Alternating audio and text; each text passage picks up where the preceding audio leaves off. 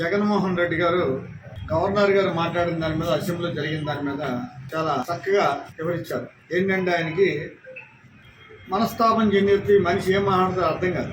ఎందుకంటే సడన్గా ఏదైనా జరగడం జరిగింది అనుకోండి, ఏమవుతుంది, మనవాడు మళ్ళీ మనం వచ్చేస్తామనే ఆలోచనతో ఉన్నాడు. సడన్గా 161 11 అయింది. అలాంటిది ఇవాళ ఏం చేయాలో అర్థం కాని పరిస్థితిలో జగన్మోహన్ రెడ్డి గారు నోటికి వచ్చినట్టు మాట్లాడుతున్నాడు. ఒక డిప్యూటీ సీఎంను పట్టుకొని, ఒక పార్టీ నాయకుని పట్టుకొని తను నోరు పారేసుకున్నట్టు మాట్లాడుతున్నాడు. ఏంటంటే కార్పొరేటర్కి ఎక్కువ, ఎమ్మెల్యేకి తక్కువ అని. అంటే ఏంటి అర్థం? ఒక కార్పొరేటర్ నీ దృష్టిలో మనిషి కాదు, సామాన్య మనిషికి ఇలువను కూడా నువ్వు ఇవ్వట్ల. కార్పొరేటర్ రాజకీయాలు మొదలెట్టి ముఖ్యమంత్రులు అయిన వాళ్ళు ఉన్నారు. అలాగే చిన్న స్థాయి నుంచి టీ అమ్ముకున్న స్థాయి నుంచి మోడీ గారు ప్రధానమంత్రి అయ్యాడు. ఒక మనిషిని విమర్శిస్తాకు నువ్వెవరు, నువ్వేంటో నీకు తెలియాలి. అసలు నా పరిస్థితి మొన్నటిదాకా ముఖ్యమంత్రి, ఇవాళ ఏ హోదా లేకుండా పోవడానికి ఏంటి కారణం? ఈరోజు నీ ఇలా మన శాంతం ఏదో 10% తగ్గితే తప్పులేదు, శాంతం 90% పోయారంటే మీరు కారణం ఏంటి? మీ నోటి దురదే. మీ ఓళ్ళు మాట్లాడుతున్న నోటి దురద వల్ల ప్రజలు అసహించుకున్నారు మిమ్మల్ని. చరిత్రలో లేనటువంటి మెజార్టీలు ఇవాళ తెలుగుదేశాన్ని కోటానికి ఇష్టం జరిగింది. ఇప్పుడు ఏం చేయాలి? మీరు పొరపాటును సరి చేసుకుని ఎక్కడెక్కడ లోపాలు ఉన్నాయో, మేము తప్పు చేసాం, పలానా చాట ఇలా మాట్లాడాం, రాష్ట్రాన్ని మేము అప్పులు పాలు చేసాం, నోటికి వచ్చినట్టు మాగాం, పెద్ద చిన్నలాగా తిట్టాం, గత ముఖ్యమంత్రి గారు భార్యని ఇష్టానుసారంగా మాట్లాడాం. ఇవన్నీ మేము చేసిన తప్పులు, ఇక ముందు అలా చేయకుండా ఉంటాం అనాలి. అది లేకపోగా నోరు మాట్లాడుతానికి సిగ్గు చేరం లేదు. ఇక మీకు సిగ్గు చేరం లేని వాళ్ళు ఏం మాట్లాడతారు?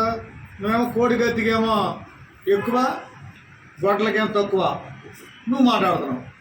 కనుక ఇవన్నీ కూడా మంచి పద్ధతి కాదు. ఎందుకంటే నేను ఎక్కువ మాట్లాడి మిమ్మల్ని పెద్దవాళ్ళని చేయడం మాకు ఇష్టం లేదు. ఎందుకంటే నువ్వు మాట్లాడి మేము మాట్లాడితే మీకు మాకు తేడా ఉంది. మేము సేవ చేయడానికి వచ్చాం, మీలాగా తిట్లు తిడతాకో, మీలాగా అందరినీ మాట్లాడటానికో రాలా.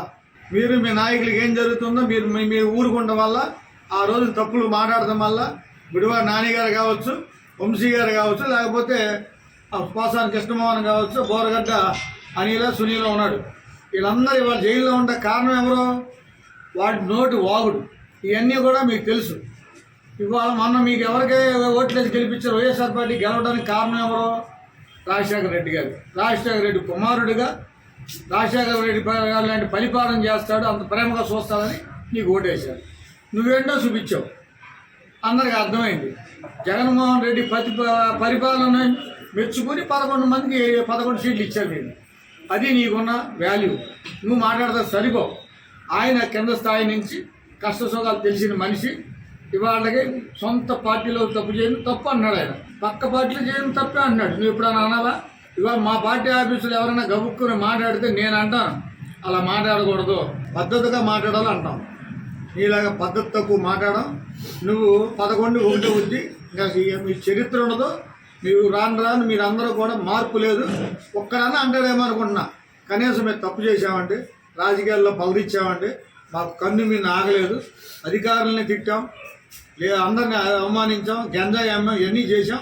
దీనివల్ల ఈరోజు మేము ఓడిపోయామని మీలో పశ్చాత్తాపం లేదు కనుక రోజు దిగజారుతారు. ఇలా దిగజారిపోయిన వాళ్ళ గురించి మాకు అనవసరం, మేము ఉంటాం.